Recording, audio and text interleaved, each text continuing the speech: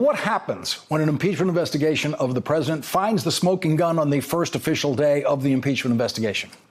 That's where we are tonight. The smoking gun and the impeachment investigation of President Nixon that forced him to resign his office was discovered a year into the impeachment investigation, which was actually a year and a half after Congress first began investigating the Nixon White House. House committees were already investigating Donald Trump and the Trump administration, but Nancy Pelosi officially started the impeachment inquiry on Tuesday night, and on Wednesday, the House of Representatives had the smoking gun. The record of President Trump's phone call with the president of Ukraine.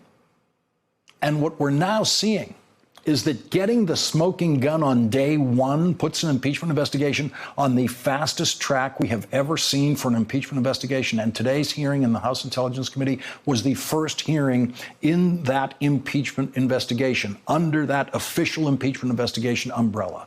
And it has the president's allies shaking. Gabe Sherman, who literally wrote the book about Inside Fox News that was recently turned into the Showtime miniseries The Loudest Voice, is reporting tonight that former Speaker of the House Paul Ryan is telling the owners of Fox News, the Murdoch family, to prepare for the end of the Trump era. Gabe Sherman will join us with his reporting at the end of the hour, and we will be on the fast track to impeachment for the rest of this hour. We will be joined by two jurors in the impeachment trial of Donald J. Trump in the United States Senate, if that's where the impeachment process ends up.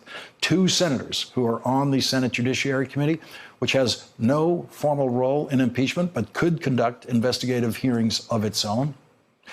And we will be joined tonight by a team of experts who have been guiding us through this story for over a week now, including a former inspector general who has covered situations like this in his job before. We'll also be joined by Larry Pfeiffer. He's back with us. He was in charge of handling the transcripts for President Barack Obama's phone calls with the leaders of foreign governments. We'll get his reaction to what we learned today in the whistleblower's report about what happened to the record of President Trump's phone call with the president of Ukraine. Tonight, we now know what the first article of impeachment against President Donald J. Trump will be. And we also know that as of tonight, the president has no defense to that article of impeachment because no defense of the president's conduct was presented by Republicans today in the House Intelligence Committee hearing. And that is by far the most important thing that did not happen in that hearing today. The president was not defended in that hearing. Republicans on the committee defended the witness, the acting director of national intelligence, Joseph Maguire. Some of the Republicans on the committee took the expected swipes at Democrats, but they did not defend the conduct of the president of the United States that was the subject of today's hearing. Republican Congressman Mike Turner has always been a staunch defender of Donald Trump until today. I've read the transcript of the conversation with the president and the president of Ukraine. Concerning that conversation, I want to say to the president, this is not okay. That conversation is not okay. And I think it's disappointing to the American public when they read the transcript. That conversation is not okay. Not okay? How not okay was that conversation? The president of the United States has betrayed his oath of office. Betrayed his oath to defend our national security, and betrayed his oath to defend our Constitution. For yesterday, we were presented with a record of a call between the President of the United States and the President of Ukraine in which the President, our President, sacrificed our national security and our Constitution for his personal political benefit. And not one Republican member of the House Intelligence Committee today said Donald Trump did not betray his oath of office. Not one of them. They did not say chairmanship is wrong. President Trump did not betray his oath of office. They did not say Speaker Nancy Pelosi was wrong on Tuesday when she announced an official impeachment investigation because, as she put it, the president betrayed his oath of office. The president has admitted to asking the president of Ukraine to take actions which would benefit him politically. The actions of the Trump presidency revealed the dishonorable fact of the president's betrayal of his oath of office, betrayal of our national security, and betrayal of the integrity of our elections. The Republicans and the Republican staff had 48 hours to write their speeches for today's hearing condemning Nancy Pelosi for saying that the president betrayed his oath of office, and not one of them did that, not one.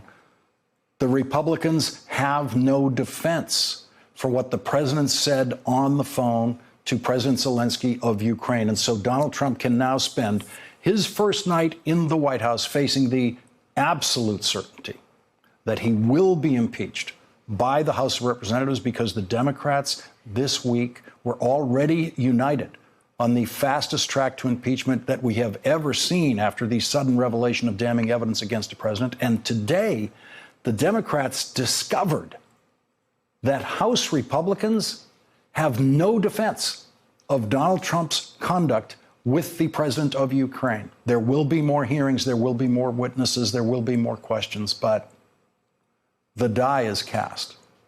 Donald Trump will become the third president in history impeached by the House of Representatives, because nothing in the upcoming hearings can change a word that Donald Trump said on that phone call to the president of Ukraine. The Inspector General of the intelligence community believes there is evidence on that phone call that Donald Trump committed a federal crime, the crime of soliciting help from a foreign country for his reelection campaign.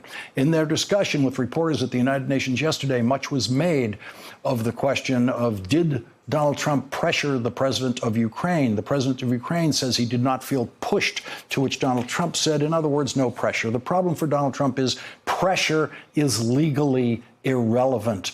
The law the Inspector General cited says that it is unlawful for a person to solicit help from a foreign country for an American political campaign. The word pressure does not appear in that law. The word in the law is solicit.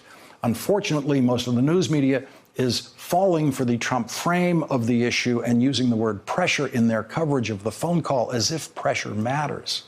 And that is the wrong frame for the crime that the Inspector General is concerned about. It is a crime to ask for campaign help from a foreign person or a foreign country, even if you ask politely, even if you ask respectfully. And the record of the phone call shows that Donald Trump asked, "I would like you to do us a favor, though." Those words have now become the most famous words of the Trump presidency, because that is how Donald Trump began his request for help in his reelection campaign from the president of the Ukraine, illegal help. And then the president went on and on and on about wanting the president of Ukraine to order an investigation of Joe Biden and Joe Biden's son.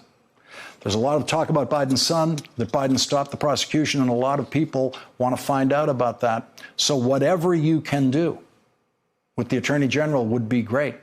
Biden went around bragging that he stopped the prosecution. So if you can look into it, it sounds horrible to me. And that now sounds horrible to most Americans. It sounds like a crime. It even sounds like an abuse of power, if not a crime.